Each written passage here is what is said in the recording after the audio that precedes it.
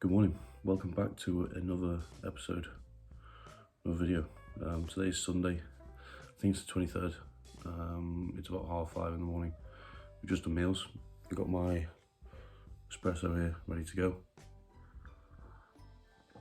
So cheers. So what I wanted to talk about today was, as you can probably tell by the title of the video, how to know when to deload. I think, I wanted to do a little sit down video today instead of a training one or nutrition, just because I'm currently in a deload myself, and I thought it'd be good to share my experience with you, give you some information that you can hopefully take into your training and your phase of how you're working out when to deload and take a little bit of time off, a bit of rest. This is probably mainly for the people who aren't being coached by someone. I think when you're, especially when I used to do my own training, my own phase of training, I never really took time off. I never really knew when, because I think obviously when you're starting to train, you're always like go, go, go, keep progressing, keep trying to put numbers on the score sheet, and you don't really look at time off. But I think it's very important to take that rest, obviously when it's needed, not just randomly, obviously when it's needed. But I think it's important to know, and I think it's important to talk about, and important for you to take on board if you don't have a coach, and you're looking to just know when to take a bit of time off and when to take a deload. So, as I'm in mine right now, I'm going to the end of it now. This is my last rest day before I start training again tomorrow. I thought I'd show you, what it felt like on the run up towards my deload, and different things that I felt. So, we can start with how long the phase lasted. So usually when you're planning a phase, you usually give it 12 to 14 weeks, and then you say, right, we're gonna have a deload here, which is kind of what we do. And we plan out when we're having a deload. But obviously coming towards that deload and coming towards an end of a phase, that's going to change depending on how well you're progressing, obviously what your energy levels are like, how you're feeling, what body weight's doing, how close you are towards that goal that you set yourself for that phase.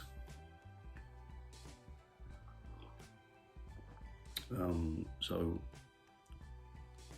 we're looking at 12 to 14 weeks, but obviously this can change.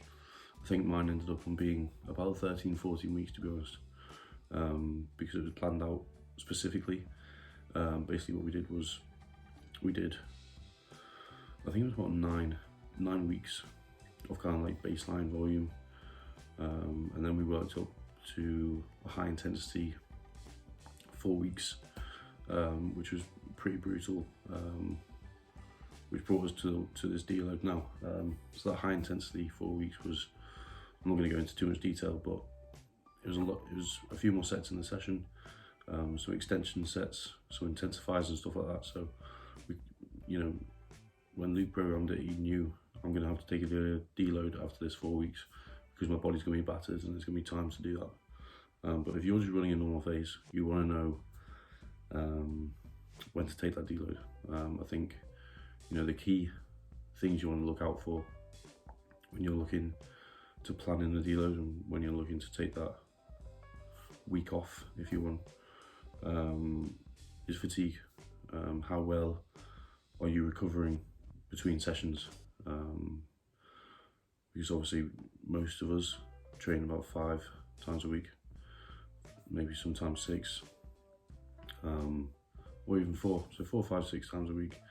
You want to be recovering as much as possible in between those sessions. And if that recovery is getting taken down, and you're not recovering enough before sessions, you're going to have to look at that. You're going to have to maybe say, right, maybe I need a bit more time off to let the body fully recover before we start training again. So that's one. Another thing is body weight. You can look at body weight and see, okay, if I'm in a gaining phase right now, is body weight still going up, and calories are getting put in? If not, and it's stalling and it's going maybe dropping back down, or you're having a week or 2 where body weight hasn't shifted, maybe you need a bit of time off. Maybe you're pushing training, you know, a bit too hard, and as I said, body's not recovering enough, so that extra weight isn't getting put on as sufficiently enough as possible. I think obviously, like I said, you've got to be recovering between sessions. Sleep, another thing. Are you getting enough sleep between sessions? Is your sleep getting affected? You know, are you still getting 7 to 8 hours, or are you getting 3 to 4? So tracking your sleep is, you know, again, very important. You need to have a spreadsheet where you're tracking everything, and really look into your sleep. Look into because at the end of the day, you know, we're only going to grow and repair in our sleep when we're resting. So that is, you know, very, very important. So if you know, when you're coming up towards a deload, maybe you plan one in. You know, sleep should be taking a bit of a backseat. You're going to be looking at a few nights where you're not going to be sleeping as well as possible, just because your body's under a lot of stress. You know, you're coming up to 13, 14 weeks of a phase of harsh training. You know, your body's going to be battered, and it's going to be wanting to rest.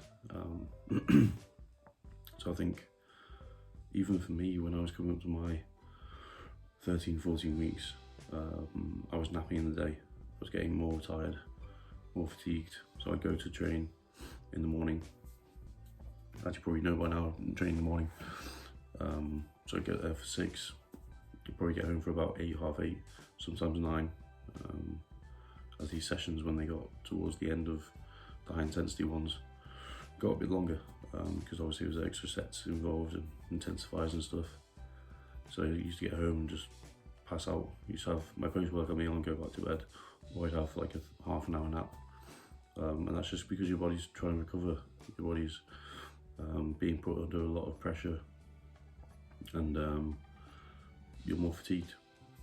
So that was a reason, you know, I could look at. If I didn't have a coach, I would look at those things and think, okay, I'm obviously not recovering as much as I need to. Let's finish this intensifying week and have 7 days of very low intensity training, and have that time off.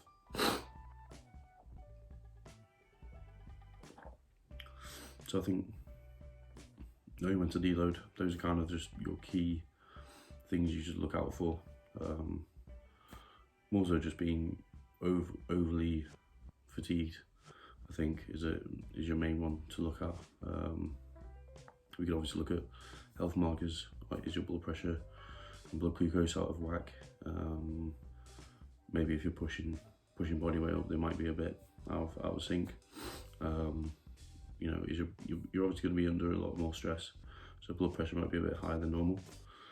So you could look at that. I think it's just generally just being aware of how you're feeling within the day and training. You know, are you going to the gym? How are you feeling when you're going to the gym? Are you excited? Are you not looking forward to it? You know, are you dreading a session? Are you going, fuck, go train legs, go train push, whatever? You know, if you're not motivated for the gym, that's another reason that you could think, right, I need a bit of time away from the gym. You know, it'd be hard to say that, because even for myself, you know, when this deload happened, Luke was obviously like, you know, take as much time off as you want, even take 7 days off if you want. For me, that's not an option. I can't really do that mentally. So, you know, I had to go in and train 4 to 5 times this week, just for my mental state, really, just to keep the routine the same. And, you know, I went in and trained a light push pull, rest, and then a light push pull again, and then a bit of arms yesterday, and that was it. I didn't push things hard at all. Just went in to get a nice pump and just to be in the gym, just to see people. You know, that's like my only social engagement with other people. So it was just to keep that routine and keep my mental state good. And I just enjoyed being there. So when taking a deload, you know, think about that. Or, you know, are you looking forward to the gym? or you're still up for the gym. There could be, if you're not, that could be a reason to take a bit of time off. Obviously we don't want to be lazy, there's a difference. If you're really motivated pretty much 90% of the time, and then you wake up one day or you wake up 1 week and you're just not up for it, that's a sign. So take that on board. I think you just got to be a bit more aware of yourself when coming to an end of a phase. This is, obviously I'm talking to people who don't really have a coach.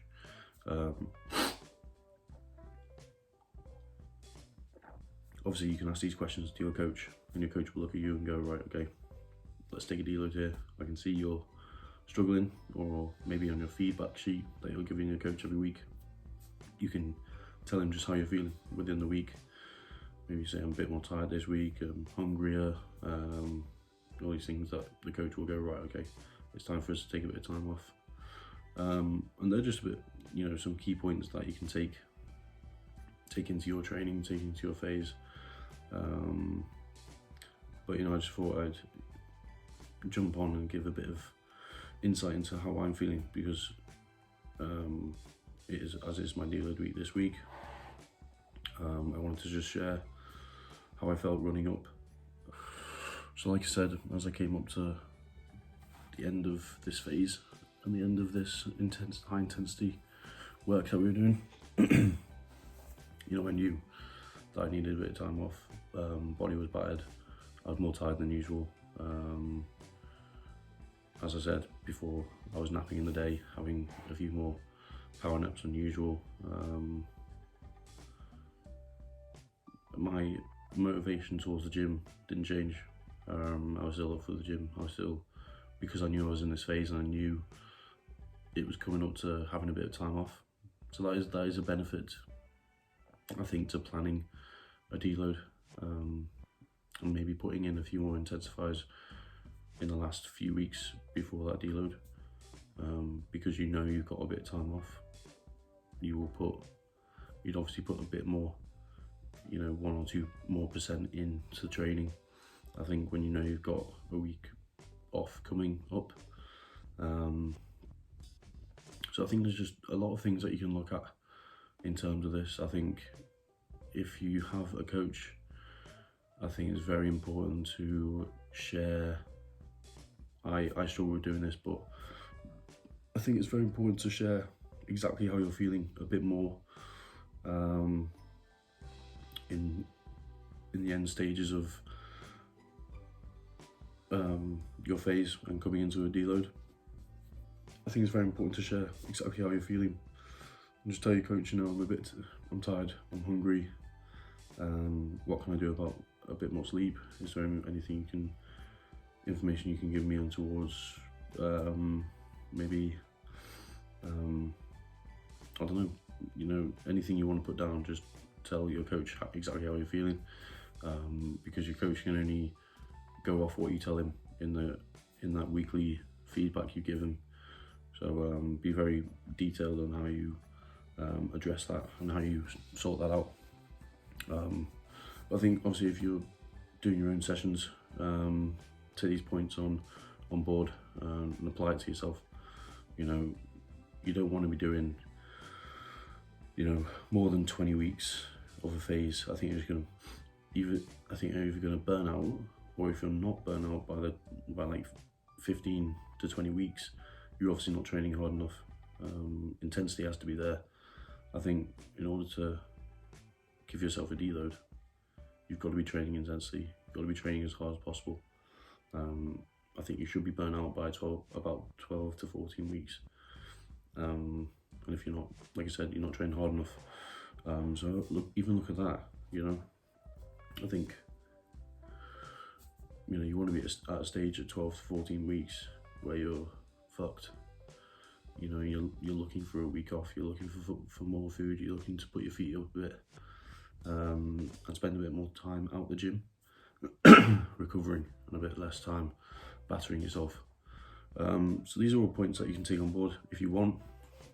Obviously you don't have to. I'm not telling you. I'm just giving my experience, and I thought it'd be the right time to, as I'm actually in the deload right now, so it's quite fresh in my mind of how I felt coming up to this deload. So I'm feeling good now.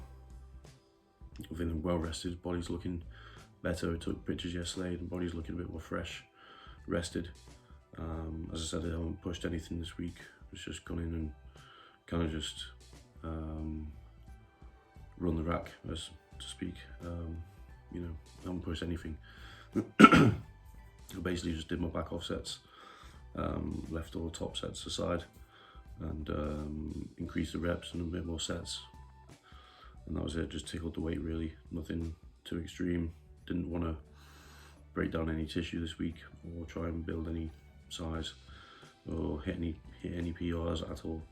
So this week was just about getting through it, trying to keep myself sane, and yeah, I'm ready to go tomorrow, which is when the next phase starts. Get back into pushing and go back into baseline volume and start from there. So I think I'm going to wrap up the video there. You know, I think I've given you a bit information. You know, I'm not the most when it comes to these like information videos, I'm not the most scientific guy. I don't like to read off a textbook, and you know, I'm not the best at learning things. I try and learn as much as I can, but I like to learn mostly through experience, take my experience and share it with you.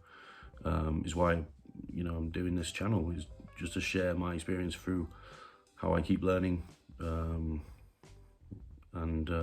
obviously I will search things sometimes and try and look at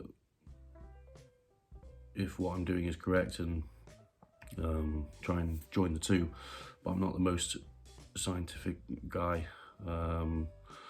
You won't hear me talk about, you know, definitions of things and stuff. I like to learn from my own experience, and just share it with you guys. So, you know, I hope you can take a bit of information from that.